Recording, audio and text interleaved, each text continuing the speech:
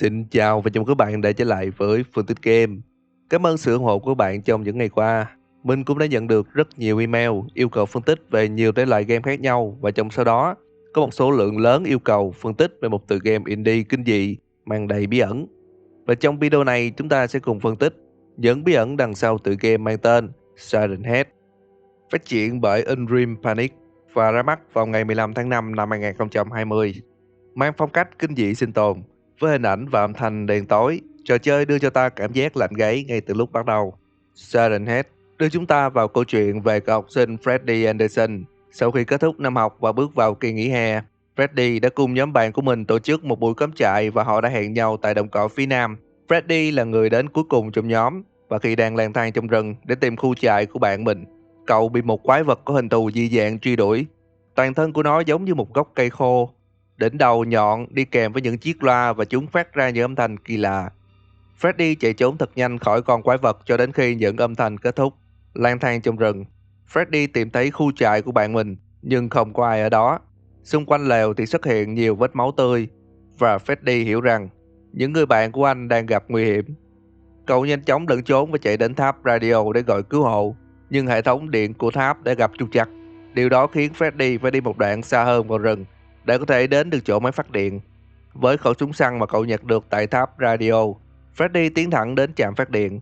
Ngay trước cổng trạm, cậu nhìn thấy xác của Sarah, cũng là một trong những người bạn của Freddy.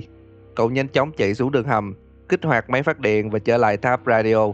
Radio lúc này đã hoạt động bình thường. Một sĩ quan cảnh sát nói chuyện với Freddy, yêu cầu cậu bình tĩnh và di chuyển đến cây cầu gần đó. Freddy chạy thật nhanh, men theo đường chính, và cậu đã nhìn thấy ánh đèn của xe cảnh sát từ xa. Một tiếng động lạ phát lên, những tiếng bước chân ngày một gần. Từ trong màn sương, con quái vật xuất hiện và vồ lấy Freddy. Đó là những diễn biến trong tựa game Siren Head. Và để bắt đầu phân tích về tựa game này, chúng ta cần phải biết Siren Head là gì.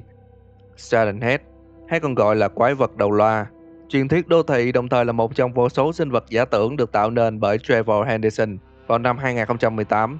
Một sinh vật cao lớn, gầy gò, mang hình dáng con người, đầu là những chiếc loa phát thanh và tay chân rất dài. Trong những ghi chép về Siren Head, sinh vật này sở hữu thân hình cao lớn tầm 10 đến 12 mét. Những chiếc loa của nó có thể xé nát thính giác của một người khỏe mạnh, được xếp vào loại các sinh vật huyền bí nguy hiểm.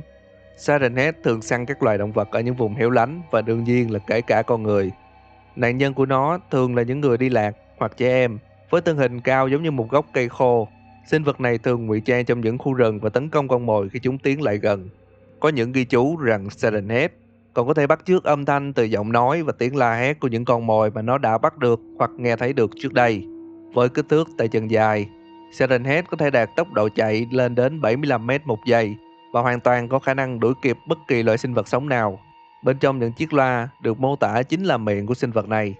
Đây cũng là bộ phận để Siren Head ăn thịt nạn nhân của mình. Đó là những gì ta cần biết về quái vật đầu loa. Bây giờ chúng ta sẽ trở lại với câu chuyện của Freddy Anderson. Ta biết rằng Freddy cùng nhóm bạn của mình đang trong kỳ nghỉ hè, và họ dự định sẽ cắm trại tại một khu vực tên là South Point Meadow. Dựa vào các thông tin này, mình có giả thuyết rằng có thể câu chuyện được đặt vào tháng 5 hoặc tháng 6 gì đó. Khả năng cao là trên một hòn đảo, và khu cắm trại này nằm ở tận cùng phía nam của hòn đảo đó.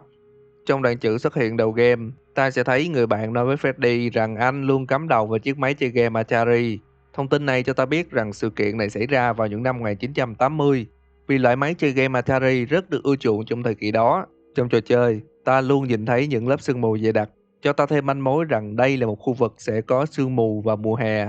Khả năng cao là nằm trong khu vực Thái Bình Dương, rất có thể là ở phía nam California hoặc là quần đảo Hawaii. Sau khi liên kết các thông tin, mình đã tìm ra tại phía nam của quần đảo Hawaii có một đồng cỏ lớn nằm trong khu vực được gọi là South Point Park, nên rất có thể bối cảnh trong Siren Head đã được lấy từ khu vực này, và đây cũng là một nơi hoàn hảo cho sự xuất hiện của sinh vật huyền bí. Dựa theo những thông tin mà trò chơi đã cung cấp thì có vẻ như nhóm bạn của Freddy đã thực hiện buổi đi chơi ngay trong ngày đầu tiên của kỳ nghỉ. Thông tin này cho ta hiểu rằng họ rất quen thuộc với khu vực cắm trại này. Đồng thời khu cắm trại cũng không hề có bất kỳ tin đồn hay thông báo gì về việc mất tích. Vậy có thể xác định sự kiện trong trò chơi là cuộc chạm trán đầu tiên của Siren Head với những cư dân trên hòn đảo. Sarah, một người bạn của Freddy, được tìm thấy đã chết ngay cửa hầm phát điện. Dựa vào những vết máu và các vết thương sơ bộ, có thể nhìn thấy được Sarah đã bị ném rất mạnh vào tường. Lực va đập khiến toàn bộ xương ở phần ngực, sườn bị hủy hoại, đồng thời xương chân cũng bị gập lại. Dừng lại hiện trường, ta sẽ suy ra nhóm bạn đến khu cắm trại trước gồm hai người. Một người bị tấn công ngay tại lều, người còn lại là Sarah, bỏ chạy thẳng đến hầm phát điện. Một sự lựa chọn thông minh khi bị tấn công bởi một thứ to lớn, nhưng có lẽ Sarah không đủ thể lực để chạy thoát. Có lẽ con quái vật đã đuổi kịp, nhưng nó hoàn toàn có thể chộp lấy và ăn thịt Sarah. Vậy tại sao con quái vật lại ném Sarah đi? Rất có thể là khi đuổi kịp Sarah, quái vật đã quyết định hất cô bé đi. Lực đẩy mạnh đến mức Sarah bay thẳng vào vách tường và tử vong tại chỗ. Dựa vào chi tiết, nếu ta lấy súng bắn vào Siren Head, nó sẽ bỏ chạy. Cho dù rõ ràng là viên đạn không hề sát thương chí mạng đến nó, có thể viên đạn vẫn khiến nó cảm thấy đau. Cũng rất có thể đây là lần đầu tiên con quái vật này bị tấn công bởi hỏa lực. Trong toàn bộ trò chơi, ta không có manh mối gì về nguồn gốc thật sự của Siren Head, trừ việc có thể nó đến được khu cắm trại thông qua cây cầu đã bị phá trước đó. Mình có kết luận rằng trong trò chơi này, Siren Head là một sinh vật huyền bí xuất hiện và sống xung quanh quần đảo Hawaii. Vào một mùa hè trong thập niên 80, Freddie Anderson, một cư dân của quần đảo Hawaii, sau khi tham gia một buổi cắm trại với bạn bè thì vô tình chạm mặt với quái vật Siren Head, và kết quả là toàn bộ nhóm bạn đều bị giết. Nếu bạn hỏi mình về sự tồn tại của Siren Head ở thế giới thật, thì giống như mình đã nói từ đầu, Siren Head là một sinh vật giả tưởng của họa sĩ Trevor Henderson, người luôn tạo ra những bản vẽ theo phong cách kinh dị và siêu thực. Nên những sinh vật được tạo ra trong bộ sưu tập kinh dị này đều được tạo nên bởi trí tưởng tượng của Trevor.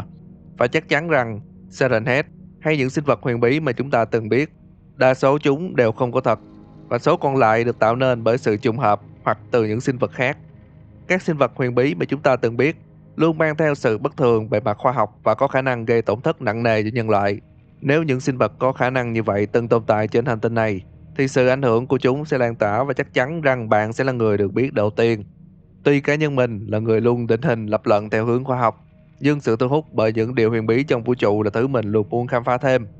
Sự huyền bí đi kèm với những manh mối, và khi liên kết chúng lại với nhau, ta sẽ loại bỏ được những điều không thể, và thứ còn sót lại, dù khó tin đến đâu, chính là sự thật.